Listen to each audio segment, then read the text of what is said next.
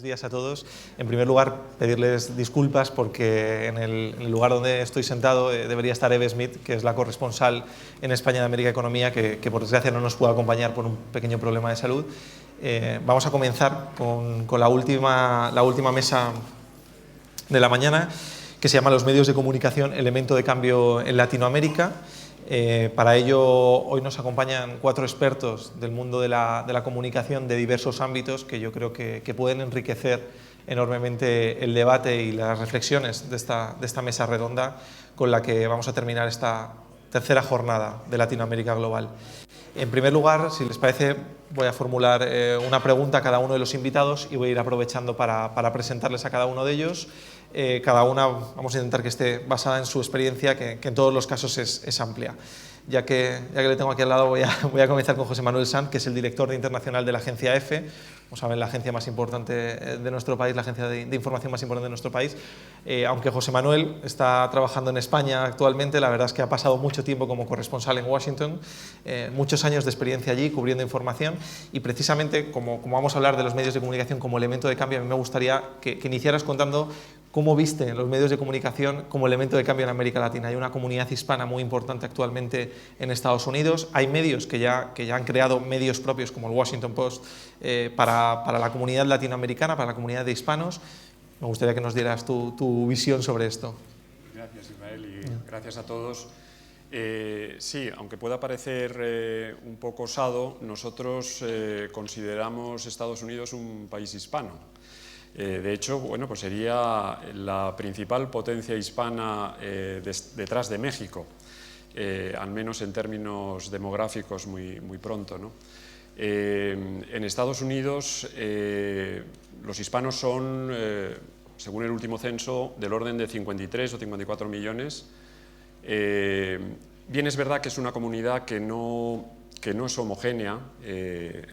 Hispanos o latinos pues son habitantes, ciudadanos o inmigrantes de orígenes diversos, en su mayoría de origen mexicano, un 60%, pero los hay cubanos, los hay puertorriqueños, los hay centroamericanos, venezolanos, en fin, y además distribuidos en el país de forma desigual. En la zona centro y oeste están fundamentalmente los de origen mexicano, en Nueva York pues una comunidad puertorriqueña importante. ¿En qué medida los medios de comunicación allí son agentes de cambio? Pues al menos en el sentido claro de referirse a una comunidad que decimos es heterogénea, pero que conserva unas raíces y una lengua que aspira a conservar, ¿no? Los medios de comunicación hispanos en los Estados Unidos no son de ahora. De hecho, bueno, el gran medio de comunicación hispano en los Estados Unidos es Univision. Univision empezó como una pequeña cadena, como una pequeña emisora en San Antonio, en Texas. De ahí ha pasado a convertirse en un gran imperio. Tiene más de 60 estaciones afiliadas en todo el territorio de los Estados Unidos, es un grupo muy potente, o sea que no es un fenómeno reciente, es un fenómeno, el de los medios hispanos en los Estados Unidos, que lleva ya décadas, ¿no? En los medios de comunicación impresos, las radios, las emisoras de televisión exhiben un dinamismo y una vitalidad pues que no ha dejado de crecer. Es verdad que en los últimos años, debido a la crisis, pues, y debido no solamente a la crisis económica, sino a la crisis general de los medios de comunicación, pues en cuanto a la difusión, por ejemplo, de la prensa escrita, pues padecen los mismos problemas que estamos viendo en el resto del mundo, ¿no? O al menos del mundo desarrollado, una caída de los ingresos publicitarios, una caída también de la circulación, pero esto yo creo que todavía no prueba cuál va a ser la tendencia en el futuro en la evolución de los medios hispanos en los Estados Unidos. Curiosamente, mientras que los medios anglosajones, los medios escritos y producidos en inglés manifestaban en los años 2013-2014 una tendencia a la baja, incluso antes, después de la gran crisis financiera, los medios hispanos se mantenían, conservaban sus audiencias y conservaban su tirada. En el año 2014, que acaban de salir estadísticas del Centro Pew, se registra una ligera baja, pero todavía es pronto para valorarla. Univisión, por ejemplo, está perdiendo audiencia, pero sin embargo la rival, mucho más pequeña, Telemundo, está subiendo. Y está subiendo, algunos lo atribuyen al hecho de que está introduciendo o ha introducido hace ya algún tiempo subtítulos en inglés, una cosa interesante, porque ahí en los Estados Unidos se está planteando en gran medida cuál va a ser la lengua de los hispanos en el futuro, ¿no? Hay una rivalidad entre el español y el inglés, hay los medios hispanos tradicionalmente, bueno, pues eran medios en español, introdujeron, han ido poco a poco apareciendo medios dirigidos a los hispanos, pero en inglés. ¿Por qué razón? Porque el aumento de la población hispana en los Estados Unidos ya no proviene fundamentalmente de la inmigración, sino que son los hispanos nacidos, o sea, hijos de inmigrantes que han nacido en los Estados Unidos y que por lo tanto tienen la lengua inglesa como primera lengua. Entonces, siendo medios dirigidos a la comunidad hispana, han elegido cada vez más, es el caso del proyecto Fusión o de otros, Voxy, por ejemplo, que nació como un medio de comunicación dirigido a la comunidad hispana, pero en inglés. Entonces, yo creo que los medios de comunicación en Estados Unidos, en lo que respecta a la comunidad hispana, sí pueden ejercer este papel de cambio, en el sentido de aglutinar, de conservar y de promocionar también a los hispanos en los Estados Unidos, que son heterogéneos, pero bueno, que es una comunidad con unas necesidades y con unas preocupaciones políticas muy, muy claras, ¿no? La verdad es que muchas gracias, porque es verdad que conocer profundamente la realidad de los medios latinos requiere pues haber estado allí, ¿no? y haberlos visto, y la verdad es que tener tu experiencia pues es fundamental. Ahora, si les parece, vamos a pasar con nuestro siguiente invitado, que es Luis Prados, que es el director del País América actualmente, aunque ha trabajado para el país como corresponsal en Brasil, en México y en algunos cuantos sitios más. Si hablábamos de los medios como elemento de cambio, yo creo que Luis puede contarnos perfectamente cómo su medio se ha convertido en un cambio en sí mismo, ya que se ha lanzado a la aventura, nada más y nada menos, de constituir un periódico que cubra toda América Latina y que pueda tener lectores en todos los rincones de América Latina. Algo que para los anglosajones ha resultado bastante sencillo, pero que estoy convencido de que para los medios en español no lo será tanto.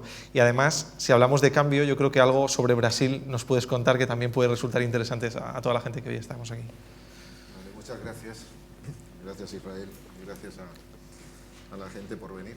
Pero, digamos, el país, el diario El País, siempre, desde su fundación, tuvo una vocación latinoamericana, porque es una cosa absolutamente natural si tu idioma nativo es el español, que perteneces al ámbito cultural de 400 o 500 millones de hablantes. Lo que ha ocurrido es que la tecnología ha permitido este desarrollo llegar, cruzar el Atlántico, digamos, de una manera mucho más rápida y mucho más económica de lo que era antes, cuando la época del papel, ¿no? Aún así, nosotros, el país, aparte de tener la edición digital en América y la edición digital en portugués, en Brasil, seguimos publicando una edición en papel, una edición del periódico que se lee en Europa o se lee en España, con un alto contenido de información de América Latina en Chile, en Argentina, en Perú, México, República Dominicana y también en Miami. Pero aparte de la posibilidad tecnológica, también es la circunstancia que se está produciendo en el continente en este siglo XXI, que es como dice bien dicho el lema de este coloquio, es los medios como agente de cambio en el contexto de América Latina. El cambio es un cambio vertiginoso. Yo creo que la prensa en general, sea radio, televisión, medios escritos, representan muy bien ese cambio, tanto en las tensiones y en el conflicto que producen los cambios, como en la incertidumbre de futuro que suponen esos cambios. Entonces, también los medios, lógicamente, en ese cambio de un proceso de democratización como ha habido en América Latina, digo, en lo que llevamos de siglo, pues también responden a la autonomía de la sociedad civil y al crecimiento de la sociedad civil. Entonces, el gran desafío para los medios es quien tenga mejor oído para escuchar la voz social, para escuchar la conversación social que se está produciendo en la América que habla español y en la América que habla portugués, ¿no? Entonces, ese es el contexto, digamos, donde nosotros nacemos con una extraordinaria humildad, pero también humildad, no solamente una humildad intelectual y profesional, pero con una enorme ambición al mismo tiempo, ¿no? Empezamos en el caso del País América, de la edición digital en el País América, nace en marzo del 2012, y fuimos caminando pues un poco como ocurre para la experiencia, por mínima que sea, de cualquier periodista, es que en el mundo digital nadie sabe cuál es la solución ni la panacea universal, sino que se avanza pues a base de ensayo y error, ¿no? Y empezamos poquito a poco, haciendo con un producto concebido para informar de lo que es importante para que una persona ilustrada, un americano que con curiosidad intelectual y política, tener un sitio donde pudiera encontrar la información global, tanto la de Europa, de Asia, Estados Unidos, por supuesto, pero también entre el propio continente, que a su vez vive un proceso de integración. Y, digamos, nuestra ambición, y yo creo que lo hemos logrado en parte, era convertirnos en una especie de terraza-balcón panorámica, ¿no? Panorámico, desde el que se pueda ver un poco desde arriba qué está pasando en América Latina. ¿Cómo podemos hacer esto? Nosotros teníamos una ventaja de partida, que somos el único medio privado en español con una red de corresponsales digna de ese nombre, ¿no? Con lo cual podemos cruzar mucha información o hacer informaciones parejas o comparativas entre distintos países. Luego, lógicamente, como cualquier ciudadano de este siglo, pues sabe que cosa que no ocurría hace 40 años, las tendencias principales son globales, son regionales, ¿no? Es decir, la narcoviolencia, los derechos civiles de los gays, el derecho al aborto, la legalización, el debate sobre la legalización de la marihuana, todo eso son ya elementos comunes, debates abiertos en todas las sociedades latinoamericanas, ¿no? Entonces, volviendo un poco a la idea de cambio que ocurre en América Latina, por mi experiencia personal, hay medios tradicionales, medios convencionales, muy dependientes del poder, que yo creo que están obligados, condenados, si quieren sobrevivir, a hacer una auténtica revolución, y al mismo tiempo hay una profusión de medios digitales, de vehículos ultra rápidos, de lanchas rápidas informativas. Es interesantísimo el proceso de diarios digitales que se están produciendo en todos estos países. Y luego hay el fenómeno de las redes sociales. Las redes sociales, lo digo también por mi experiencia en México o en Brasil, están funcionando como un verdadero quinto poder fijando la agenda. O sea, Facebook, Twitter, esto es un fenómeno, es un turbión de cambios en los cuales los medios convencionales tienen que estar bien listos y bien rápidos y bien atentos a las sociedades en las cuales trabajan. Y por último, dos cosas más que no quiero que se me queden en el tintero, ¿no? Yo tengo esta tesis, creo que América Latina está viviendo un momento dorado en el periodismo. me atrevo a decir que como en los años 60 fue el boom de la novela, creo que los periodistas latinoamericanos están ahora mismo descubriendo, reinventando el periodismo. Creo que los periodistas españoles tienen todo por aprender de los periodistas latinoamericanos. Y no solo eso, sino que tiene un enorme mérito, a veces se olvida. Según la Corte Interamericana de Derechos Humanos, en el año 2014 hubo 25 periodistas asesinados solo en México. No sé cuántos ha habido en Siria o en Yemen, pero solo en México 25 en un año. En lo que llevamos de año llevamos 3 en México. En Brasil el año pasado creo que hubo, no me acuerdo exactamente, no sé si 4 o 6. O sea, ejercer el oficio en muchos sitios de América Latina es solo para valientes, ¿no? Y para gente con una enorme vocación, ¿no? Entonces creo que eso nunca está de más resaltar este aspecto que se olvida bastante de una generación de periodistas extraordinariamente brillantes. Y decir únicamente en cuanto al país América, el país Brasil, que empezamos muy modestamente, sin publicidad, sin alaracas, y bueno, fuimos caminando y ahora estamos, en el caso de México tenemos 4 millones de navegadores únicos. En Brasil, la edición brasileña, me preguntabas que contase algo de la edición de Brasil, que es realmente un sudoku, lo de la traducción español-portugués, es bastante tremendo. Pero empezamos en noviembre del 2013 y ahora estamos en 2.100.000 navegadores únicos. Y sobre todo es muy bonito participar en la integración, porque descubres cosas, es decir, es un experimento. Profesionalmente, desde mi punto de vista, es apasionante porque te llevas chascos, ¿no? O sea, decepciones, es decir, hacer una cosa con enorme cariño y no funciona, no jala en un país, y en cambio te rebota por otro lado, ¿no? Eso es muy interesante, ir descubriendo, es como ir con un candil, ir descubriendo los gustos, las sensibilidades, los intereses de un montón de público, cada vez que al mismo tiempo nuestra pretensión, y ya te digo, lo logramos en cierta manera, es que el diario digital, el País América, sea un poco de forillo, de debate, donde la gente discuta, publique, y sea ese patio de toda la comunidad cultural en español, ¿no? Es que es muy interesante todo lo que apuntas. Has sacado algunos conceptos de los que luego, si os parece, podemos debatir con mayor profundidad, como los medios digitales, lo que está pasando en Centroamérica con tal cantidad de medios digitales. No has dicho cuándo subió tanto las visitas del país en Brasil, que es un momento muy curioso y que yo creo que merece la pena que luego nos detengamos.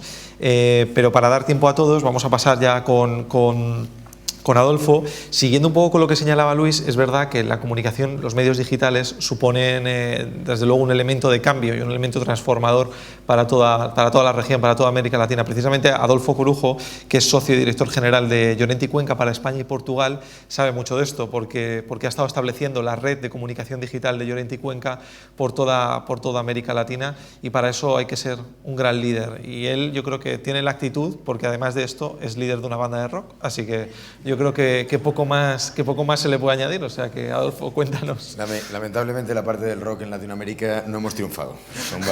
Son bastante mejores los grupos de allí. Así que nos hemos dedicado a otras cosas porque esa no nos daba para comer. Pues yo creo que en efecto los medios de comunicación son un elemento vertebrador, estés en el país en el que estés. Y es cierto que cuando crece la clase media, cuando crece la economía, cuando se abren los canales democráticos en cualquier país, los medios de comunicación pueden operar como un factor acelerador extraordinario en conformar algo que es importante, y es conformar una identidad en esa capa social, unos mensajes claros, una visión clara que pueda servir de puente para hacer de cuarto poder real en los países donde operen. Uno de los temas que pasa con la América Latina es que, y Luis lo ha contado además con gracejo, es que los países no son iguales. O sea, América Latina es un continente de unas dimensiones extraordinarias, y los fenómenos no se producen de la misma manera en ninguno de los países, ni siquiera homogéneamente dentro de las regiones, dentro de cada país. Es verdad que hay factores aceleradores que operan en toda la región. La movilidad, los teléfonos móviles. Estamos hablando hoy en día, el Banco Mundial calcula que cada vez que en América Latina se incrementa un 10% la tasa de penetración de Internet, el Producto Interior Bruto de la región aumenta del orden entre 1 punto y 1,5 puntos porcentual. Ahora mismo tenemos una media en América Latina de un 43% de la penetración de Internet. Hay países con penetraciones del 60% como Chile y hay países con penetraciones del 20%, pero la movilidad está siendo el factor fundamental que está llevando Internet a muchísimos usuarios en la región. ¿Dónde se espera que se sitúe la penetración de Internet? Pues se espera que en el 2018 estemos en torno al 57-58%, o sea, habrá subido un 20% y por tanto habremos subido del orden de 2 puntos porcentuales en el PIB, pero se espera que en el 2020 la penetración de Internet se sitúe ya en torno al 65%, 70%, que es donde se está situando en la mayor parte de las economías, salvando aquellas que, como Estados Unidos, etcétera, tienen ratios del 80, 80 y pico % por infraestructura.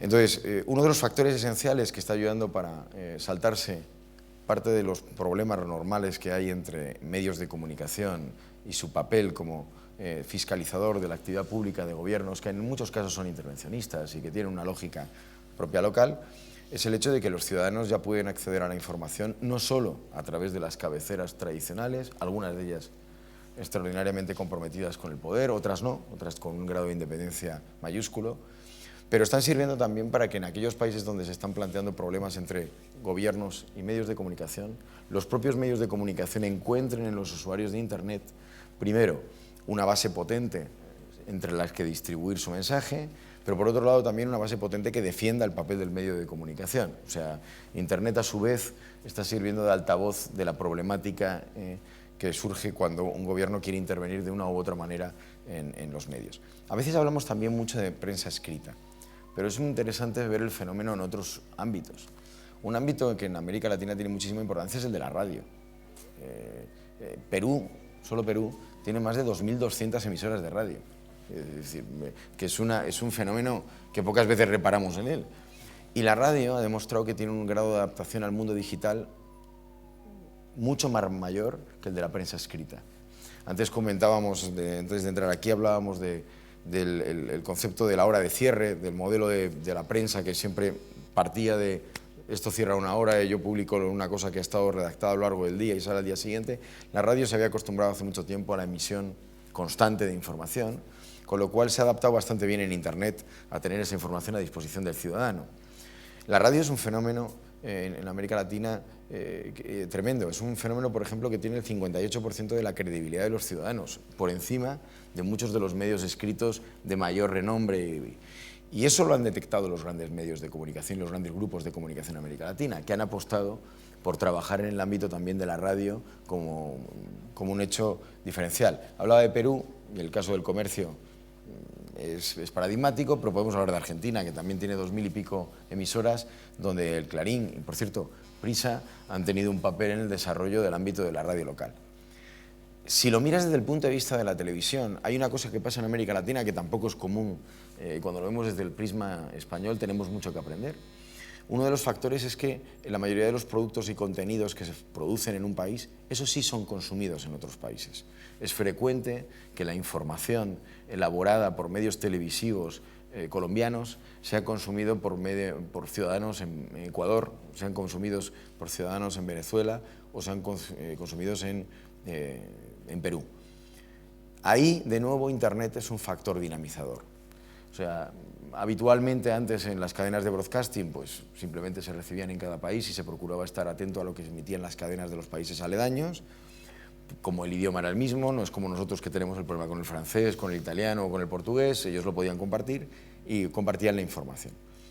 Pero cuando lo vemos desde la óptica de Internet, los países que han querido amordazar o que han tenido problemas en el ámbito de ponerle restricciones a los medios, se han encontrado con que Internet era un canal de difusión de la información televisiva de primer nivel y que aunque no llegara a la emisión del broadcasting, ahí tenemos el vídeo colgado primero en YouTube, luego en los propios portales o sitios web de las emisoras, lo cual ha sido un fenómeno que también ha sacudido el continente. Se pensaba que la televisión por satélite o la televisión digital terrestre iba a ser el gran dinamizador del panorama televisivo latinoamericano y es Internet el que está siendo el gran dinamizador. Ahora bien, y ahí lo dejo y lo voy a dejar en esa parte, O sea, yo creo que evidentemente cuantos más medios de comunicación haya haciendo periodismo de mayor calidad, y es verdad que hoy en América Latina lo hay, y lo hay a un nivel excelso, cuanto más lo haya, seguro que más se beneficia esa clase media y esa sociedad civil que está buscándose un hueco en los países. Pero por ponerle un punto al tema de Internet, entre el año 2013 y 2014, el tráfico en Internet, el número de terabytes consumidos en Internet en América Latina se duplicó. Esto se dice fácil, pero se duplicó. En el año 2015 se prevé que se vuelva a duplicar. Ya va duplicado en este trimestre, o sea que seguramente termine el año. Y para el año 2020 se espera 10 veces el tráfico que se produce hoy. 10 veces. La pregunta que nos tenemos que hacer es, ¿América Latina tiene las infraestructuras de telecomunicaciones necesarias para que este vehículo de civilización que se ha convertido en Internet pueda realmente desempeñar su papel? Pues es una pregunta interesante, porque es cierto que hay continentes, como el continente europeo, que ha hecho los deberes en el ámbito de la infraestructura tecnológica. No quiero hablar de Norteamérica, porque evidentemente lo estaba. Asia, pues se le supone, es decir, no hemos ido a medirlo, pero se le supone que tienen ese desarrollo, es evidente. Pero América Latina tiene ahí un potente cuello de botella que está relacionado con la socialización y el crecimiento socioeconómico del continente y que debe resolver. Y que tiene o presenta un frontal, un reto para toda la región. Este sí es para toda la región. Hacer compatible la tecnología móvil con la que trabajan los ciudadanos, hacer compatible las redes troncales de telecomunicaciones y abordarlo de una manera abierta debería ser una prioridad para el continente. Y es cierto que los tres grandes bloques, es lo mismo Asia-Pacífico, es lo mismo que hablemos de ALBA o que hablemos de Mercosur, están poniendo el dedo en ese punto como un elemento fundamental, pero todavía el continente carece de un modelo estructural de gestión de las telecomunicaciones que garantice que los ciudadanos acceden libremente a la información en Internet. Ese puede ser un reto para el futuro. Desde luego es muy interesante. Hay que estar muy pendientes de lo que ocurre en Internet. Luego debatiremos sobre alguno de los puntos que ha señalado, ¿no? Yo creo que hay una teoría de un periodista norteamericano que dice que efectivamente Internet está difundiendo mucho la información, pero es cierto que detrás de todos los tweets, vídeos de YouTube, entras en Facebook, en posts, en blogs, están las mismas cabezas que estaban en los mismos medios de comunicación, ¿no? Entonces habrá que ver si hay que escuchar, hay que ver, o hay que simplemente multiplicar la información con las redes sociales. Luego debatiremos, porque comunicar no solo está de la mano de los medios de comunicación, hay que comunicar desde otras muchas partes en este proceso. Una son las empresas y las instituciones, y por eso precisamente tenemos hoy aquí a Emma Marín, que es la directora de comunicación de Correos. Además, Emma ha pasado tiempo en México, así que también es conocedora de la realidad de América Latina, y seguro que nos puede hablar mucho sobre cómo se adapta también una institución como Correos, que valida su comunicación en algo tan tradicional como son las cartas, cómo se ha adaptado a estos nuevos tiempos en los que las nuevas tecnologías nos marcan el paso. Me habíais invitado en parte para hablar de eso, pero el tema me parece muy interesante. Voy a hablar muy poquito del tema de Correos, voy a hablar más del tema de medios de comunicación. Además de trabajar ahora en Correos o haber vivido en México, trabajé como directora de comunicación y marketing para Prosegur, que está presente en toda Latinoamérica. Eso me dio la oportunidad de viajar bastante a Latinoamérica y de tener contacto con medios latinoamericanos.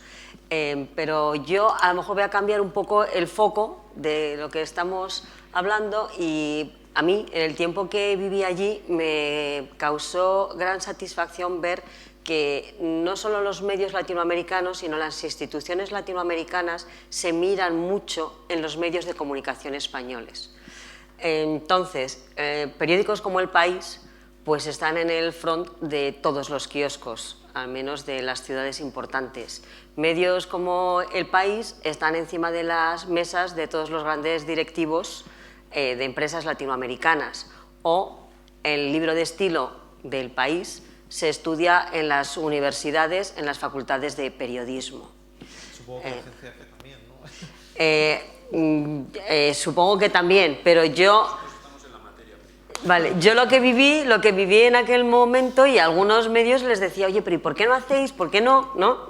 Más allá de que solamente nos miremos en un medio concreto. En aquel momento, yo hace 5 años que dejé México, pero justo hay cosas que ha dicho Adolfo. El lunes estuve cenando con 2 personas, una persona que vive en México, con la que mantengo contacto, otra persona que es española y está en temas de innovación, pero viaja mucho a Latinoamérica, porque otra de las cosas es que si nos estamos recuperando de esta crisis que hemos pasado, algo que se pudo percibir que se puede percibir es que en Latinoamérica hay una gran efervescencia, un gran entusiasmo por hacer cosas, por hacer negocios, por crecer, por vivir, mientras que aquí estábamos así como un poquito todos, me voy a agarrar a mi silla, que de aquí nadie me mueva, no invento, no hago, no digo. Entonces, para mí, esa forma de estar en Latinoamérica me parece muy enriquecedora. La muestra la tenemos en cómo han crecido países como Colombia, países como Chile, lo que está haciendo Perú, ¿no? Lo que puede estar haciendo México. Son países que están creciendo enormemente en todos los aspectos, ¿no? Que están cambiando permanentemente. Entonces, yo lo que vi y que me causa satisfacción es que los medios latinoamericanos, las instituciones latinoamericanas, también se miran mucho, por una parte fundamental, en España y en Estados Unidos, respecto a los medios. Ha hablado Adolfo sobre Internet. Es una de las cosas que decíamos en esta cena del lunes, es que efectivamente toda la cuestión digital es una gran oportunidad para los medios en Latinoamérica. Porque están ansiosos y porque efectivamente las infraestructuras quizás no son como las conocemos en Europa o como las podemos conocer en Estados Unidos. Con lo cual, el crecimiento de la accesibilidad a los medios a través de Internet, bien a través de la telefonía móvil o a través de las conexiones a Internet en los hogares, que se está equiparando bastante, es una oportunidad para los medios de comunicación. Y porque el 80% de las personas que se conectan a Internet cada día lo que hacen es mirar noticias, o sea, buscar noticias, buscar información, ¿no? Entonces, bueno, yo diría por una parte, el papel sigue ahí y está en las mesas de los ejecutivos y de los políticos y de las instituciones, y bueno, pues los ciudadanos quieren informarse a través de los medios que lo pueden hacer, que es Internet.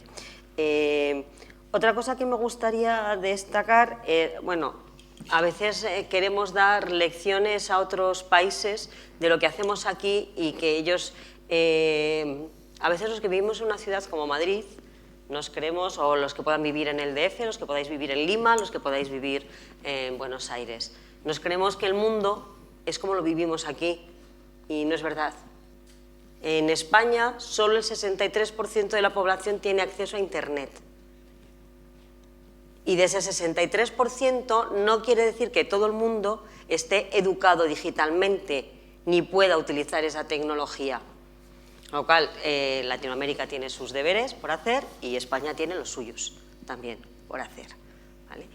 Y otra cosa, en las ocasiones que tuve de hablar con alguna institución en Latinoamérica que quería cambiar la visión que tenían los ciudadanos sobre su país en otros entornos geográficos del mundo, les dije que lo que tenían que hacer era cuidar muy bien a los corresponsales extranjeros, porque al final el resto del mundo ve a sus países a través de esos corresponsales, que muchas veces tienen que ser los corresponsales, los de EFE, los del país, los del mundo, los de Televisión Española, los que proactivamente tienen que ir a las instituciones para poder tener información sobre esas instituciones o sobre esas empresas, cuando deberían ser esas empresas que están preocupadas por cómo les percibe el mundo, los que de forma proactiva se dirigieran a ellos para darse a conocer. No sé si lo conseguí, hace tiempo que no estoy con ellos, tengo algunos amigos todavía pues, que estaban en aquel momento de corresponsales y han vuelto a España en este momento, pero bueno, es mi experiencia, lo que no sé si os ha aportado algo. Prefería hablar. Bueno, y en cuanto a Correos, como institución, lo que sí ha ocurrido es que estamos participando mucho más en todas las instituciones internacionales. Aunque hemos pertenecido a muchas de ellas, como puede ser la UPU, la Unión Postal Universal, o a todas las organizaciones de correos latinoamericanos, lo que sí ocurre mucho es que también se miran en nosotros, que quieren aprender con con nosotros. Correos en este momento está viviendo una transformación absoluta, también ocasionada por la digitalización, es decir, lo que es el correo tradicional está descendiendo. Evidentemente, para nosotros toda la digitalización es una oportunidad que estamos haciendo, creciendo muchísimo a través del comercio electrónico, es decir, todos los paquetes que estamos pidiendo todos a través de esas tiendas online, pues además de los operadores privados que existen, Correos en este momento pues tiene los principales clientes de e-commerce, pues trabajamos para ellos y creo que con gran satisfacción. Y bueno, pues en breve veréis muchos servicios digitales que vamos a proveer, ya tenemos algunas aplicaciones, entonces muchos correos latinoamericanos también se miran en nosotros y vienen a aprender de nosotros. Entonces, bueno. Muchas gracias. La verdad es que lo que señalabas de los corresponsales es algo que también, por ejemplo, aquí en Casa América estamos muy concienciados, ¿no? De lo gran. Imagino que tanto Luis como José Manuel podrán decir cuánto puede fastidiar a un corresponsal que hagan un viaje de prensa trayendo a un periodista de Madrid para cubrir algo que ellos mismos podrían haber cubierto, ¿no? Imagino que muchas veces se olvidan de la figura del corresponsal. Las personas que estáis entre el público podéis hacer preguntas, ya incluso tenemos algunas, así que para qué vamos a esperar más. Sí, claro, José Manuel. Quería hacer solamente una alusión, porque creo que Luis lo ha mencionado y me parece que es un tema muy importante. Brevemente, es un contrapunto, porque tenemos muy reciente el Día Mundial de la Libertad de Prensa. El domingo pasado. Sí, él ha mencionado, evidentemente, para que los medios de comunicación puedan ejercer su función de cambio es necesario libertad, es necesario un ambiente en el que el periodismo se pueda ejercer y recientemente se han publicado estadísticas que pueden ser muy sorprendentes con motivo de la celebración o de la conmemoración el domingo pasado del Día de la Libertad de Prensa. Pues, por ejemplo, una de las organizaciones que se ocupa de vigilar la situación o de ponerle el termómetro a la situación en este ámbito a nivel mundial, Freedom House, desde Washington, pues daba un dato tremendo. Solo el 2% de la población de Latinoamérica vive en entornos con una prensa libre. Según el criterio de clasificación que ellos establecen, países libres, países parcialmente libres, donde estarían la mayoría de los países latinoamericanos, y países donde no hay libertad de prensa. Entonces, a mí me parece que este es un dato que conviene tener en mente, los desafíos y los peligros a los que se enfrentan los periodistas en América Latina, que no solamente provienen, digamos, de la intervención excesiva de los gobiernos, es el caso de México, que es uno de los países señalados como el más mortífero, lo has mencionado tú, el más mortífero según Reporteros Sin Fronteras. Ahí no es el Estado en gran medida, no, son las organizaciones criminales, es la impunidad, es una justicia que actúa de manera lenta. También se denuncia en estos días pues el escaso pluralismo, la tendencia a una concentración excesiva, en buena parte motivada por el deseo de gobiernos intervencionistas de hacerse con el control de los medios de comunicación para tenerlos de su lado. En fin, los desafíos son tremendos para el ejercicio del periodismo y para la libertad de expresión en el continente, y también la promesa de desarrollo, de expansión, digamos, de la libertad. Y además es algo es algo además que enseguida vamos a iniciar el turno de preguntas, y es que esto que señala José Manuel, esto que señalabas, lo cierto es que a veces tendemos a que sea una obligación de los medios de comunicación el reclamar esa libertad de prensa, y nos encontramos que los propios lectores reclaman una prensa independiente a diario. Y antes precisamente hablábamos del caso del País en Brasil, que no quería desvelar ese punto en el que aumentó de lectores, pero fueron las últimas revueltas, corrígeme Luis si me equivoco, ciudadanas que hubo cuando el País, en su edición digital de Brasil, pues aumentó el número de lectores, obviamente todos ellos en busca de una prensa que desde luego les contara lo que estaba ocurriendo sin ningún tipo de tinte político, ¿no? Es algo que parece que en aquel momento histórico solo pudo hacer un medio que no se encontraba en Brasil. Curioso. ¿Cuál es la fuente de lo de Es la organización Freedom House. Sí, pero bueno, sobre ellos se han pronunciado, yo tengo aquí un despacho también nuestro, Reporteros Sin Fronteras, la SIP, la Sociedad Interamericana de Prensa, también... Sí, bueno, digamos que esta catalogación es de ellos, o sea, ellos han catalogado países libres. Bueno, pues por ejemplo, dice donde no hay libertad de prensa en absoluto: Cuba, Venezuela, Ecuador, México y Honduras. Bueno, México no por una cuestión, México es por la influencia de la violencia, digamos, de las organizaciones criminales. Vamos, si les parece, hacer un turno de preguntas, varias preguntas seguidas, y así ellos pueden tomar nota. Os invito a que toméis nota y respondemos todos después para poder aligerar el debate. Sí. Gracias. Andrés Corredor, columnista del diario La República, y actualmente estoy haciendo un máster en gestión de medios aquí en Madrid. Mi pregunta es: ¿cómo ven ustedes el periodismo ciudadano en Latinoamérica, teniendo en cuenta las tendencias que han ocurrido, por ejemplo, en Siria y en Ucrania? ¿Qué posibilidades hay de transformación para Latinoamérica? Gracias. Muchas gracias. Siguiente por aquí. Ahí había una, sí. Vamos a ir de acá para allá. Espera un momento que le haga llegar el micrófono. ¿Qué tal? Buenos días. Para medios de comunicación, tanto periódicos, ¿cuál es la posición que se está teniendo o cuál es la posición que se tendrá en cuanto a la liberación de datos? Acabamos de ver que empiezan fenómenos de liberar datos, o sea, obtenidos quizás de manera ilegal por algunas instituciones, ejemplo Wikileaks y todos estos grupos que empiezan cada vez más a obtener datos que de alguna manera pueden llegar a ser ilegal, pero los medios creo que se afrontan a la posición de tomarlos para hacer un artículo y darlos a conocer como tal, o no tomarlos, porque eso implica ser partícipe del uso de una información que quizás muchas veces no es totalmente legal, ¿no? Perfecto. Esa es como mi pregunta: ¿cuál sería la posición de los medios respecto a eso? Tomamos nota y ahora hablamos de la lista Falciani y de... A ver, siguiente pregunta por aquí. Hola, bueno, yo soy investigador en Relaciones Internacionales. Bueno, se sabe que los medios de comunicación ocasionan un impacto social para bien o para mal. La pregunta sería...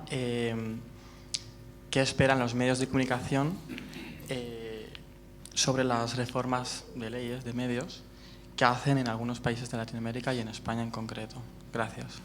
Vale, pues si os parece vamos a responder, luego hacemos otro turno. Cuando queráis hablamos de periodismo ciudadano. Quien quiera.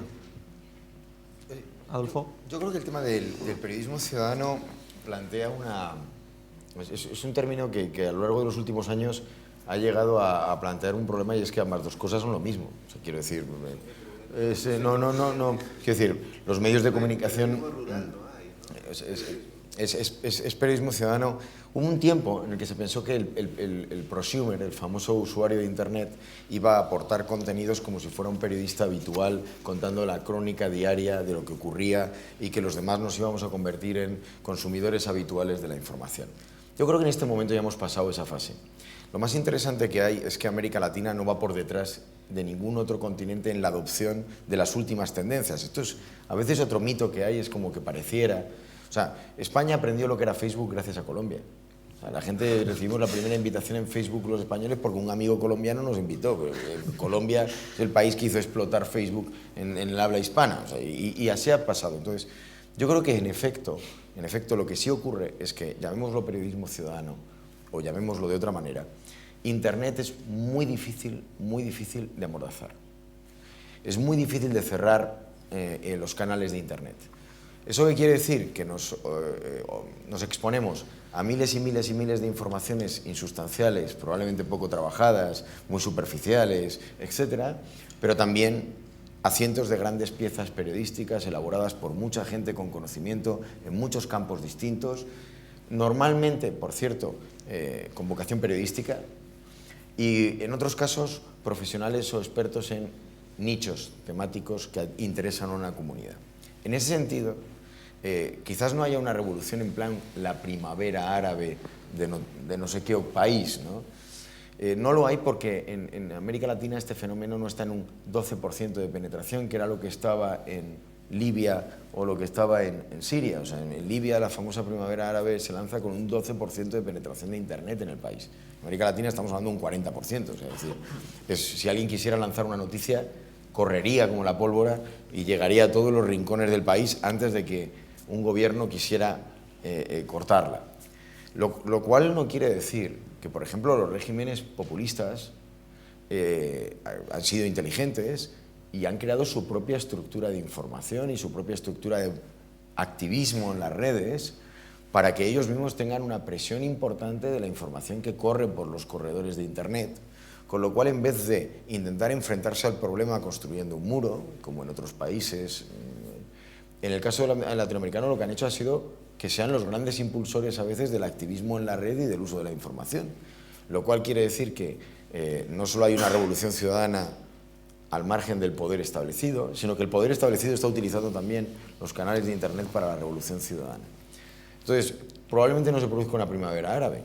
Lo que sí probablemente ocurra es que las tendencias políticas se puedan manifestar de una manera más libre en Internet y con datos y ofreciendo la foto de lo que acaba de ocurrir, por mucho que alguien no la quiera publicar, porque es muy difícil pararlo. Pero también te digo, en países que he conocido muy bien a nivel de Internet, la misma foto la vas a tener movida probablemente por el poder establecido, con un ángulo distinto y demostrando que estaba fuera de contexto y que no era real la noticia que se estaba contando, con lo cual generas la duda en el internauta y ya no sabe si el palo bueno es este o el palo malo es el otro. Así que necesitaremos a periodistas de calidad que nos pongan un poco de luz y nos digan cuándo una información está basada en hechos y puede ser interpretada y cuándo es una información que es una información interesada y mal movida. No sé si te he contestado, pero... No sé qué le parecerá a Luis esto del periodismo ciudadano. Imagino que lo que a un director de un hospital, la medicina ciudadana, que espero que no se practique mucho. No sé qué opinarás, Luis. No, yo creo que hay un periodismo sin adjetivos, ¿no? Yo desconfío normalmente cuando se le pone apellido. No sé muy bien el periodismo ciudadano en qué se distingue del periodismo normal, ¿no? Pero que iba a responder la pregunta del tema de los datos. Aprovecha, ¿no? Sí. Yo, porque para que pueda intervenir más gente, ¿no? Sí. Yo creo que los límites, yo participé cuando los documentos de Wikileaks en el país. Les quería decir dos cosas al respecto. Yo creo que no hace falta hacer una gran construcción intelectual sobre el asunto. ¿Cuáles son los límites? La ley, el Código Penal. O sea, es decir, primero que los documentos liberados sean de interés público. Si son chismes de personas privadas, realmente, a mí personalmente no me interesa nada. Entonces, primero que sean de interés público, que descubras, aunque sea mirando por el ojo de la cerradura, algo relevante para comprender mejor en qué sociedad vives, quiénes son los tipos que te gobiernan. Eso es la primera. Si no los puedes tirar, ¿no? Es decir, si no tiene interés público, es una información despreciable. Y luego, el Código Penal, la ley, lo que establezca en el caso de los papeles de Wikileaks, la seguridad nacional o la seguridad personal. Es decir, era a veces... tú podías poner a personas en riesgo. Es decir, a personas en riesgo en situaciones que tú no controlas. Joder, apareció un nombre, un par de 2 o 3 nombres propios que habían participado en una reunión o en la gestión de cualquier delito o rozando el delito, que solamente le podías causar poner en peligro de muerte, estoy hablando, o destruir una reputación a lo loco. Entonces eso es el puro sentido común y lo que dice la ley. Pero hay una cosa, lo más importante desde el punto de vista de todas estas, que veremos muchas más, ¿cómo se dice?, liberaciones de datos y de información confidencial, así a borbotones y locas, es que son noticia en el sentido, se meten en la agenda informativa de las naciones porque los medios de siempre son los que las traducen, las expurgan, las explican, las contextualizan. O sea, si el señor Assange y Wikileaks eran 22.500 documentos que eran despachos del personal diplomático de las embajadas de Estados Unidos en 90 países. No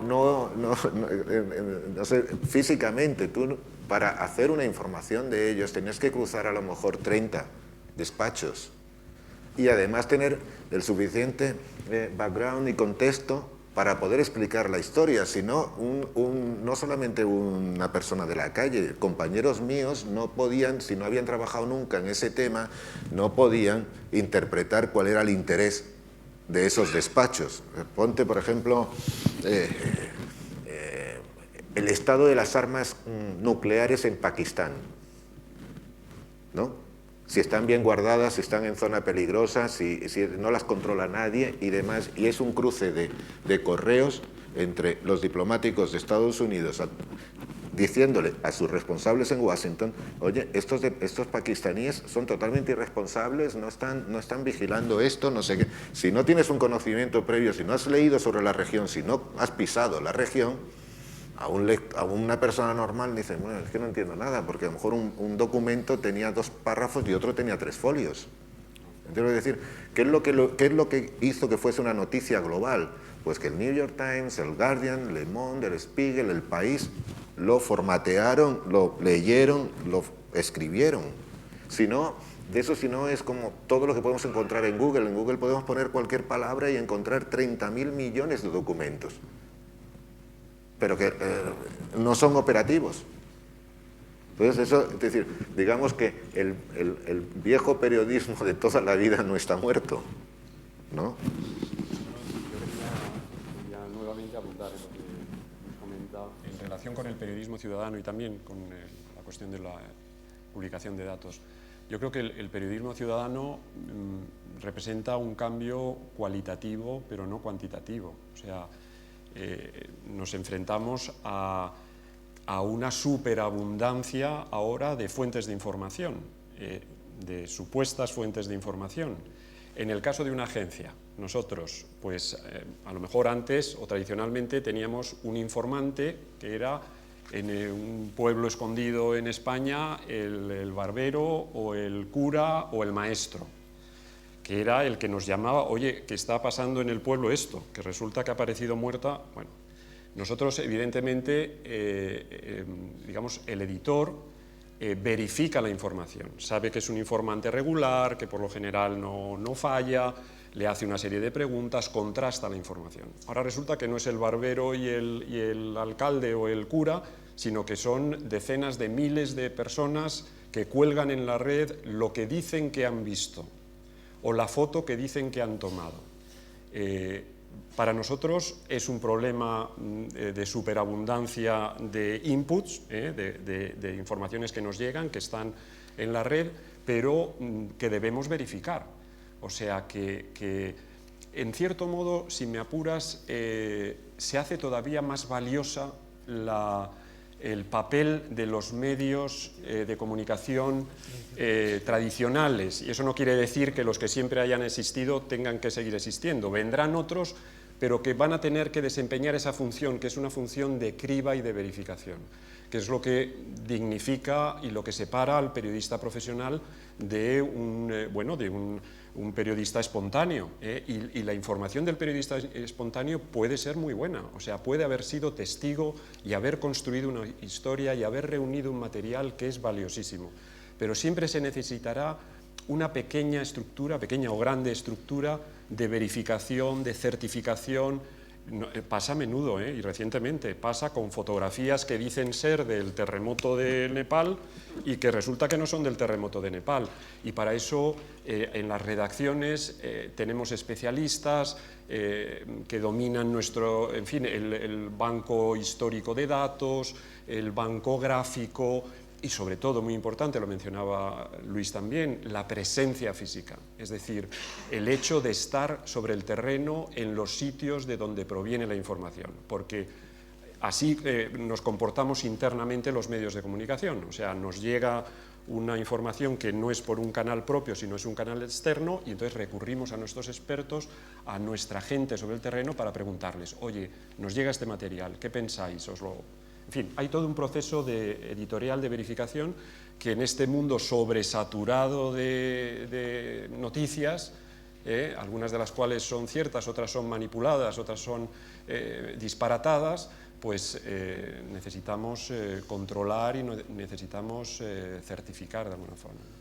No sé si me quería decir. No, me parece que lo han explicado muy bien tanto José Manuel como Luis, que efectivamente en un momento determinado todos pensamos que cualquier ciudadano se podía convertir en periodista porque había asistido a un evento, y cuando digo evento quiero decir a cualquier cosa que podía ocurrir en la calle, pero que es necesario ese matiz, ese tamiz profesional para hacer de eso realmente una noticia creíble para el público. Y luego porque las personas que queremos informarnos necesitamos confianza en esos medios a través de los cuales nos estamos informando. Y bueno, hay showmans, hay periodistas. Desde luego, hay que saber diferenciarlos. Nos lanzaban la tercera pregunta, que era qué se esperaba de las nuevas leyes que se van a aprobar o que se están aprobando, que se han aprobado, ¿no?, sobre la libertad de información. No sé si te referías a España o... Sí, hace 2 semanas ¿Alguno quiere mojarse en este difícil tema? No es por eso, es que no la conozco, no estoy al tanto. La ley que aprueba un periodista no puede publicar nada sobre una persona Corrupta. Creo que te refieres al debate público que se ha establecido por las declaraciones del ministro de Justicia acerca del uso o no de la información filtrada en los sumarios. Algo que padecemos, se desdijo, ¿no? Digo que se generó un debate. Sí, fue una especie de globo sonda. Sí. Se generó un debate público acerca de si lo aplicaba luego dentro de la ley. Yo te diría, primero fue yo creo que un globo sonda del ministro de Justicia. Segundo, hasta donde entiendo, es perfectamente anticonstitucional. Ya no sé quién lo intentó en el pasado y quedó en agua de borrajas. Y tercero, me parece, y perdona, es una opinión personal, es demasiado micro para lo que estamos hablando. O sea, es decir, una de las cosas que yo personalmente, no como periodista, huyo como de la peste, es del periodismo declarativo, que es permanente en este país, en España. Martínez le dice a Pérez que como no esté de acuerdo con Sánchez, no verá a Gutiérrez. Te vas 3 días de España, vuelves en avión y no se entienden los titulares. Es decir, hay que hablar de hechos y personas reales, no prestarse al juego permanente de la clase política española, a la intoxicación permanente, a la bobada, directamente a la bobada, de todos, desde el partido más pequeño al más grande. Entonces, hablemos de cosas que interesan a la gente y a la sociedad civil y cosas que ayuden a la gente. Y hablemos de los grandes temas y de los grandes problemas de nuestra comunidad cultural y de América Latina y de la gente que habla en español. O sea, es mucho más interesante. Te haría yo la pregunta a ti. ¿Qué te parece más interesante, las declaraciones del ministro catalá o las declaraciones de Robert Downey Jr. sobre Iñárritu? No sé si alguien quiere levantar la mano. ¿Cuántos le...? ¿Alguien ha leído las declaraciones de Robert Downey Jr.? ¿Y qué os pareció? Pero aparte, yo estoy de acuerdo, pero ¿qué te parecieron? Cuando lo viste, ¿qué pensaste del actor? ¿Te dejaron te lo tomaste? Digo, es que me interesa mucho, personalmente, en serio. ¿Te quedaste frío o te dijiste, oye, pero este...? Bueno, por lo menos es alguien que dice algo distinto al pensamiento más bien pensante que podría esperarse un personaje público, ¿no? Que parece que siempre, fuera de la política, todo tiene que ser desconflictuado. Y en la política, al contrario, todo tiene que ser conflictuado, pero en ese sentido que sí comparto, bastante envenenado, ¿no? Como el y tú más, que es algo muy propio de... Yo me lo tomé muy mal. Si te sirve de experimento, yo me lo te iba a tomé decir que si te sirve de experimento sociológico, yo ya he prometido no ver ninguna película más de Robert Downey Jr. Ya, totalmente, vamos, ya lo tengo absolutamente vetado de mi lista. Yo me lo tomé fatal, ¿no? Creo que había alguna pregunta más por aquí. ¿Tenéis alguna pregunta?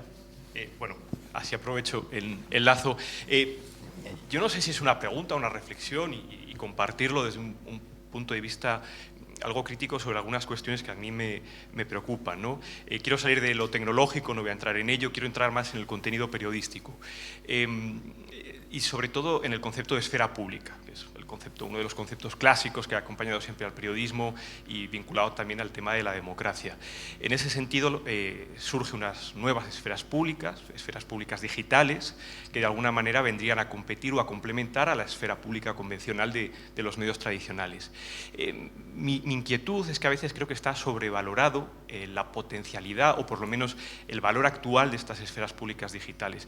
Digo esto porque al final suelen ser las esferas públicas convencionales, un poco en la línea de lo que usted decía, las que acaban dando ese impulso. El 132 en México realmente tiene fuerza cuando empieza a irrumpir un poquito la televisión. Y finalmente la televisión se come al 132 porque es Televisa quien controla sobre todo el panorama, el espectro mediático. En Brasil es cuando empieza también la televisión. Las primaveras árabes le deben muchísimo a Al Jazeera. En España, el 15M, sin la televisión, probablemente no hubiera tenido la repercusión que finalmente tiene. Digo, por supuesto que la esfera pública digital tiene una importancia creciente, está ahí, surgen esas esferas públicas periféricas, pero sigue estando mediado por una esfera pública convencional que acaba, de alguna manera, traduciendo y también mostrando esas realidades de la manera más convencional también. Digo esto porque yo sí soy un poco pesimista en el sentido de que no sé si realmente se está añadiendo una pluralidad real de voces o se están catalizando estos experimentos. En ese sentido, me preocupa también la viabilidad como empresa informativa de esos nuevos medios. Es decir, estamos de acuerdo que todos nos alegramos de que haya 2000 y pico radios en Perú o de que puedan salir nuevos medios digitales, pero realmente tienen la viabilidad para ser medios realmente profesionales, más allá del blog o más allá de gente que pueda dedicar parte de su tiempo libre a ello, frente a los medios más convencionales, como puede ser el diario El País o agencias, desde luego como la agencia EFE. Es un poco la reflexión, ¿no? Y también, y ya cierro, perdón por extenderme, cierro con esto, en un seminario de medios digitales que coordiné en Medialab Prado, tuvimos una investigación colectiva muy interesante que comparaba la cobertura, que había coincidido en el tiempo, de dos hechos, una filtración clásica y una filtración digital, en la línea de la lista Falciani. De hecho, fue Falciani quien hizo la filtración, que era el caso Monedero frente a esa lista Falciani. Lo que hicieron los estudiantes fue comparar en las dos esferas públicas, con 6 diarios distintos, cómo se cubría un caso y otro. Claro, al final se ve que se acaba reproduciendo la lógica imperante, en el sentido de que el caso Monedero barrió literalmente al caso Falciani, que solo tuvo un poquito más de cobertura en algún medio digital como El Confidencial, por ejemplo. Pero la tónica general fue que se seguían reproduciendo las prácticas habituales, un poco contaminado por esa coyuntura más de periodismo casi chicha, como la prensa peruana, ¿no? De seguir, bueno, pues el caso Falciani, el caso Monedero en ese sentido, como Podemos estaba en primera línea, como, bueno, pues Monedero es un personaje controvertido. Pero claro, también uno se pregunta, ¿qué reflexión hay detrás de esto cuando se estaba pidiendo la dimisión de Monedero, que no era ni un cargo público, era simplemente el miembro de un partido, no era un cargo público? Nadie se cuestionó que esa filtración venía del Ministerio de Hacienda, lo cual es un delito, y en cambio la lista Falciani, que era un caso gravísimo, con un montón de personas con dinero en Suiza, entre ellos gente muy importante que semanas antes había financiado la portada de toda la prensa en papel de este país, apenas tuvo cobertura. Por eso digo, finalmente, y esta es la pregunta, ¿la esfera pública digital y este optimismo digital realmente está aumentando la pluralidad de voces? Yo voy a hacer solo un apunte. Dejemos de hablar de esfera pública digital y física o real, o sea, que no son dos, que es la misma. Vamos a ver, que no, de verdad, que no le demos vueltas. O sea, que es que uno se acaba cansando, que en el año 2004 podía tener sentido, pero que en el año 2015 no lo tiene en absoluto. O sea, Los medios de comunicación centran la agenda pública y centran los debates en Internet y centran buena parte de la información. Eso es un hecho, y es que no va a ser al revés. Vamos a ver, esto es como intentar que las conversaciones... Pero yo Luis, voy a poner mi opinión ahí. Simplemente digo una cosa, Internet, en buena parte de la conversación que se genera, es la conversación del bar. A veces las conversaciones de los bares en este país han logrado saltar a los medios de comunicación, pero normalmente en el bar se habla del periódico que está en el bar y que sienta la noticia. Lo digo en esta base. Lo cual no quiere decir que la esfera pública que dices online no tenga un papel destacadísimo dándole pluralidad e información y voces a muchísima gente que de otra manera no se podría expresar o esa información no podría llegar. La comparación entre Monedero, Falciani, etcétera, tiene muchos elementos, como has dicho, que tienen vinculación al poder establecido, a cómo le impacta, a quién controla el medio. Por cierto, ¿quién tiene más morbo desde el punto de vista, como has dicho, de que está en el momento álgido, etcétera? Yo no lo compararía. Yo lo intentaría siempre no hacer estudios sobre... Yo trabajo en una empresa que gestiona muchos casos de comunicación de crisis. No conozco ningún caso de comunicación de crisis, salvo 6 históricos que se estudian en Latinoamérica por sistema, de crisis que hayan sucedido en Internet y que hayan saltado a los medios de comunicación. Sí, o sea, no lo conozco. Conozco a miles de empresas que se han preparado para esa situación, pero no suele ocurrir. Los casos de Internet normalmente son, en el mundo real se produce una crisis e Internet es un amplificador de la conversación en torno a la crisis, pero no es el motivante de que se produzca una crisis. Entonces, lo digo por separar, porque creo que de verdad en el año 2015 ya no tiene sentido el concepto de que haya dos esferas. Y el último detalle que te dejo es, oye, de las 2.000 emisoras de radio de Perú, todas son emisoras de radio, en la mayor parte de ellas, 90% profesionales, que se sustentan con periodistas reales, profesionales, que hacen su trabajo mejor, peor, etc. Pero es una radio que opera dentro de unos márgenes que diríamos periodísticos. La pregunta es, ¿son las empresas periodísticas en el mundo en general sostenibles? Bueno, eso ya es otra cosa. Pero las emisoras de radio del Perú son emisoras de radio que operan con cierta normalidad, con todo lo que podamos decir. No era por el acotar lo del tema de la esfera pública digital. Luis decía que no estaba de acuerdo. No, yo creo que es muy interesante las tres cosas que planteas. Yo creo que quizás lo único que no comparto menos es lo de la palabra optimismo. Pero que estamos, es que yo es la sensación que tengo, la sensación como ciudadano, o sea, lo que estamos viendo es solo el principio. Es solo el principio de los diferentes dispositivos y plataformas y lo que se invente y esté por venir, por la que vamos a recibir información. Yo nunca he utilizado tanto el teléfono y nunca he hablado menos por teléfono. ¿No? No me paso el día con el teléfono encima, no sé cuántos chats tengo, no sé cuántas informaciones recibo. Tienes que estar en un avión sin wifi para estar incomunicado. Desde que te levantas desde que pones los pies en el suelo hasta que te vas a la cama, te enteras de muchísimas cosas que no te interesan. Es inevitable. O te lo cuentan o lo han leído, es decir, con lo cual es un bombardeo permanente de información. Yo no tengo, Adolfo, es decir, te puedo poner un ejemplo quizás un poco menor, pero yo no tengo tan claro que los medios de comunicación convencionales vayan o estén fijando la agenda. Yo creo que la agenda empieza a ser un poco independiente. Hay cosas, por ejemplo, voy a poner 3 ejemplos muy distintos, pero como pensando en voz alta, ¿no? El presidente Obama hace un discurso sobre los desafíos de la educación en Estados Unidos y es interrumpido en CNN para contar la boda de Paris Hilton. Impensable hace 40 años, o hace 30, hace 20. El presidente Obama va a Silicon Valley para reunirse con las tecnológicas. Y Google, y Microsoft, y no van. O sea, eso, si uno lo piensa, esto en la época de Kennedy, General Motors o la Ford no hubiera ido a una invitación del presidente. O sea, no, pero es que es la primera vez que se produce que no, pero digo, es un ejemplo un poco extravagante. Y un poco sacar un poquitín de quicio. Porque no van con un enfrentamiento con el presidente del gobierno de los Estados En Unidos. cualquier caso, Bueno, pero por un problema claro, no van porque no les importe. Probablemente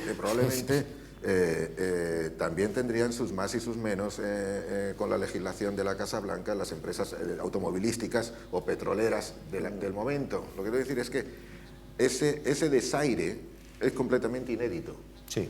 El problema, me imagino que las grandes corporaciones estadounidenses y el gobierno y los presidentes de turnos, esos conflictos han existido siempre, pero el desaire, eso me pareció completamente inédito. Luego, no solamente la esfera pública o las redes sociales o los medios, no sé, un caso, es decir, un ejemplo menor. Estando en México, la hija del director de Profeco creo recordar que era el director, no sé cómo se llama en España, como el tipo del Ministerio de Consumo, del ministro de Consumo, digamos, ¿no? O del director, Secretario de Estado. O del secretario de Estado de Consumo, una cosa así. Fue a cenar a un restaurante, así molón del DF, y pidió una mesa a las tantas, no le dieron la mesa y se fue extraordinariamente grosera con el mesero. Y demás. Bueno, inmediatamente esa misma noche aparecieron fotos de ella en Facebook, Twitter y demás. Se montó tal polémica a tal velocidad que en 24 horas el secretario de Estado de Comunicación, no sé si presentó la dimisión o lo destituyeron, ¿no? Y eso fue la noticia con la que se abrieron los telediarios del día siguiente y el siguiente. O sea que el ejemplo, digamos, no es una crisis de Estado, evidentemente, que un funcionario del Ministerio de Consumo pierda su puesto porque su hija ha tenido un abuso de poder, era un caso de abuso de poder, ¿no? Pero el hecho es que prendió en la opinión pública y al padre le costó el puesto, con lo cual yo creo que estamos cabalgando un tigre, ¿no? Entre todos, y que la iniciativa la lleva a la sociedad. Entonces, ¿son viables o no? Es que esa es una buena pregunta. ¿No son viables los pequeños digitales o son viables la agencia EFE, el diario El País y el New York Times, ¿no? Estamos todos en esa incertidumbre de un cambio de modelo de no sabemos a dónde vamos, ¿no? En Nicaragua es un país pobre. Los diarios digitales, por ejemplo, el Confidencial, es viable. El diario es un diario hecho entre poquísimas personas, claro, que se dejan la piel, y es un diario independiente de Carlos Fernando Chamorro. Mucho más, si lees La Prensa o tal, este es un periódico de 8 páginas, no te sirve para nada, pero el Confidencial, que es digital, la plantilla, pues, deben de ser 6 u 8 personas. ¿Son viables político en Estados Unidos? Un país rico, yo creo que sí. Han abierto ediciones, no sé. Han abierto edición. Sabes que no puedes, también va un poco por barrios, qué productos digitales son viables o no. Y luego la tercera cuestión que tú planteabas, de un poco que lo que recuerdo y entiendo, creo que te querías decir, si luego los medios convencionales se apropian y pervierten, digamos, el mensaje que se está lanzando desde abajo, ¿no? Eso un poco desde la calle, ¿no? Un poco así. Bueno, pero de pervertir, digamos que la señal llega muy apagada, por decirlo finamente, ¿no? O llega muy deteriorada, ¿no? Lo que es una cosa fresca, sí, cataliza, pero cataliza en mal plan, ¿no? Yo eso no lo sé, imagino que es inevitable. Eso me parece un problema, no sé, que no tiene solución, sinceramente. Luis, siguiendo un poco con lo que ha señalado tanto José Manuel como Adolfo, es verdad que imagino que en ese caso, estoy casi convencido, en el caso de la hija del político que contabas en el restaurante, estoy convencido que en algún punto medio tuvo que haber algún medio de comunicación que se hiciera eco, que contrastara esa fotografía y que multiplicara muchísimo más. Por supuesto, lo que decía José Manuel, por supuesto, hubo que verificar todo aquello, claro. Y salió en la tele. ¿No? Y salió en la tele al día siguiente. Y estoy Era seguro lo que decías. probablemente la revuelta vino a partir de que saliera en la tele o de que saliera en... Yo imagino que son un buen punto de partida, pero todavía hoy los medios siguen haciendo... Me viene también a la mente el caso de aquella trabajadora, ¿no?, que se subió al avión, ¿no?, escribiendo un mensaje de me voy a África y voy a coger el SIDA. Otro ejemplo, la locura de qué color es este vestido. Salió en la tele, no dio tiempo a que saliese en la tele. Ya había 400 millones de personas en la Tierra diciendo si era azul o marrón. ¿Qué tele? Si la tele normalmente ve, vamos, no sé yo porque nosotros somos periodistas y tal, pero yo ya, lo que va a salir en la tele ya lo sé. Es lo que os decía desde por la mañana, si ya sabes, si el desafío que tienen los medios digitales, no digitales, convencionales, es decir, por eso creo que eso también es una esperanza para el buen periodismo, que es volver al origen de yo estaba allí, yo lo vi, yo pregunté, yo llamé por teléfono, yo fui. Es decir, yo cuando con mis compañeros, es decir, no me cuenten lo que ya sabemos. Dejemos de contarnos lo que ya sabemos. Es decir, estamos en las Cibeles, hace 22 grados y hace bueno, y el cielo está despejado. Si ya lo sé, no hace falta que me lo cuentes. Entonces, si te fijas, ¿a dónde va? La gente joven, es decir, se hace su menú, y se hace del menú que es de la información que ellos necesitan, vía buscadores, vía Google, hay aplicaciones con sus propios criterios y sobre todo las noticias que no conoces. Entonces nos estamos repitiendo constantemente que el Real Madrid perdió ayer 2-1 con la Juventus. Ya lo sé. Y no me lo vuelvas a repetir. O sea, ya lo sé. No, pero que ya... No, de verdad, es que esto creo que es una cosa que si... No digo buscar la originalidad a lo loco. Hay informaciones relevantes, importantes, que tú estás obligado a explicar y contrastar y dar varios puntos de vista, porque son cosas importantes. Es decir, si se baja el impuesto sobre la renta, tú tienes que hacer una buena información. Si el BBVA hay un cambio en la cúpula y va a hacer una transformación digital, pues un banco que es uno de los principales bancos del mundo, tienes que informar lo mejor que sepas de qué pasa, porque hay muchísimas personas que tienen su dinero en ese banco. Pero intentemos no evitar contar siempre lo que ya sabemos. Pero tú llegas a tiempo, Luis, es decir, tú cuando cierras la edición impresa del País América, ¿llegas a tiempo a contar algo que no se sepa ya en las redes sociales? Sí, porque hay cosas que... muchas cosas que no están en la red. Sí, claro, es decir, ese es mi desafío diario. El análisis. Ese es mi desafío diario. O sea, contar cosas... No el análisis. Cosas. O sea, es decir, yo puedo contar, por ejemplo, otro ejemplo, desde hace una semana, los 5 expresos de Guantánamo que fueron trasladados a Uruguay están de plantón en la Embajada de Estados Unidos en Montevideo. Llevan 5 días, allí rezan, están los tipos sin pasaporte, sin familia, muertos de asco, esperando a que alguien les diga algo. Esa información nosotros la publicamos. Yo no la he visto, es decir, a lo mejor la prensa uruguaya le ha dado, ¿entiendes? Pero no la he visto así.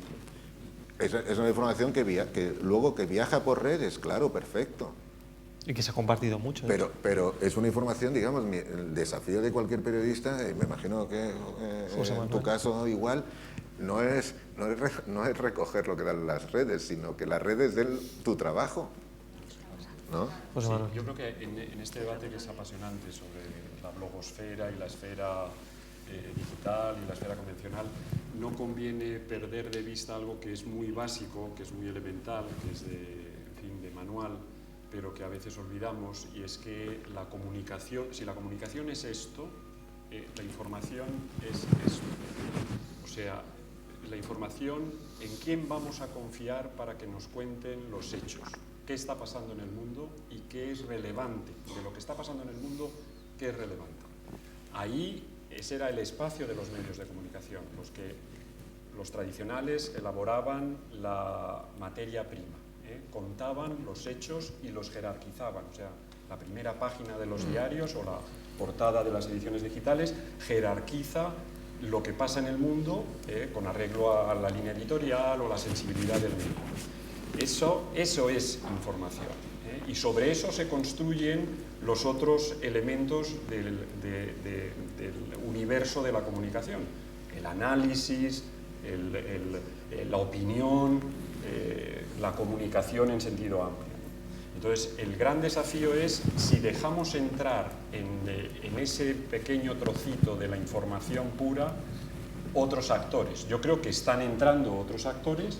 El periodismo, cierto periodismo ciudadano puede estar entrando ahí vigilado o supervisado o certificado por los medios de comunicación profesionales.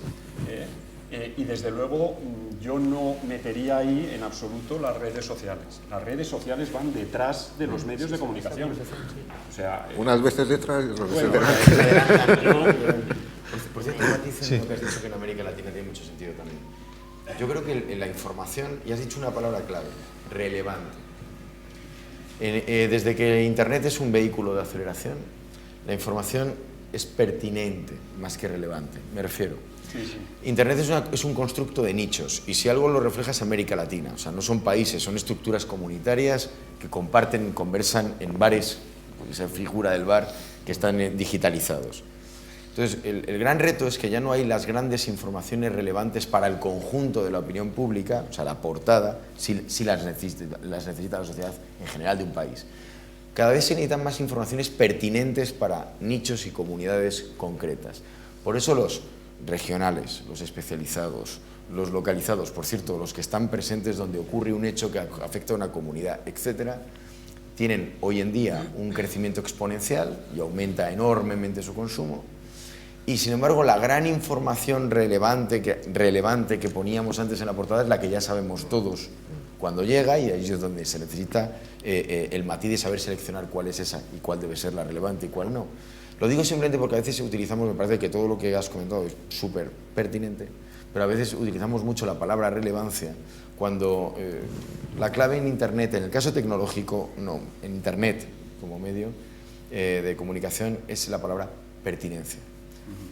Porque ya no hay un límite de espacio que haga que tenga que estar esto lo relevante, sino que hay ese nicho. Sí, eso me permite yo por debatir, yo por abrir debate aquí el día de... Vamos, no vaya a ser. Que es un debate interno en la agencia. Nosotros ahora mismo tenemos...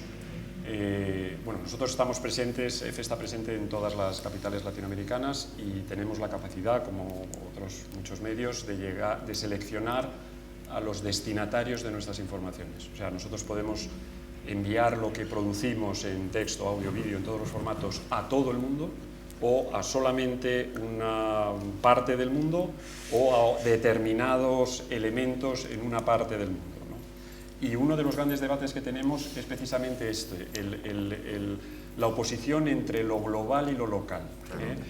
Nosotros teníamos tenemos un gran servicio latinoamericano, es decir, noticias para toda la audiencia latinoamericana, que es nuestra segunda principal clientela después de la audiencia española, pero hay cada vez una demanda mayor de información local. Entonces, nos preguntamos, ¿hasta qué punto estamos nosotros tratando de ver que existe una audiencia global en América Latina que no existe? Es una pregunta, yo soy de la opinión, adelanto ya, de que sí existe una audiencia global en América Latina y que además deberíamos cultivarla y deberíamos ayudar a que esa audiencia global siguiera existiendo, entre otras cosas, para contribuir en la medida modesta de nuestras fuerzas a una mayor integración latinoamericana. Pero es verdad que cada vez más hay una demanda de cercanía, ¿no? A mí, cuéntame lo que de verdad está pasando aquí, lo cual representa un enorme desafío técnico, de recursos humanos, de especialización, en fin. Claro. Es un debate vivo ahora mismo. Luis, tú sacas un diario para un lector iberoamericano. ¿Hay un lector como un iberoamericano? Yo creo que estoy un poco de acuerdo con José Manuel. Sí lo hay y lo va a haber cada vez más. Es decir, es un juego, desde el punto de vista del periodista, es un juego constante entre lo global y lo local y lo global. Yo al principio, en mi primera intervención, puse algunos ejemplos de temas que son globales, ¿no? Como el crimen organizado, la narcoviolencia, los problemas de las macrociudades, los derechos, la ampliación de los derechos civiles, el matrimonio gay, el derecho al aborto, el peso de la Iglesia, la violencia contra la mujer, la legalización de la marihuana. O sea, se pueden poner partidos políticos o tendencias políticas que trascienden las fronteras de un país. Hay fenómenos imparables, es decir, la Liga Española, no hay algo más global que la Liga Española. Si la gente lleva camisetas del Barcelona y del Real Madrid por las calles de México o de Sao Paulo, es decir, algo más global que Messi o Neymar o James. Es decir, claro que hay un público que les interesa mucho más, como puede pasar aquí. La gente a lo mejor sigue con mayor interés que pasa con la NBA que con el Clesa Ferrol Unicaja. Es decir, claro que siguen las ligas, claro que siguen las tendencias, el mundo de las celebrities. A nosotros nos pasó cuando murió Lorena Rojas, la actriz de una telenovela mexicana. Nosotros hicimos información porque era un caso triste, una mujer joven de 40 y tantos años que murió de cáncer, y de pronto nos disparamos en la audiencia en Colombia. No entendía nada, pero si es una actriz mexicana que ha muerto en México en una telenovela mexicana. Y entonces llamé a Colombia, oye, ¿qué está pasando? Porque teníamos la curva de audiencia que se estaba disparando. Es un hit, ¿no? Y porque la prensa colombiana no había cubierto o había dado muy poca información sobre la muerte de esta actriz, que era popularísima porque esa serie ya se había emitido en Colombia.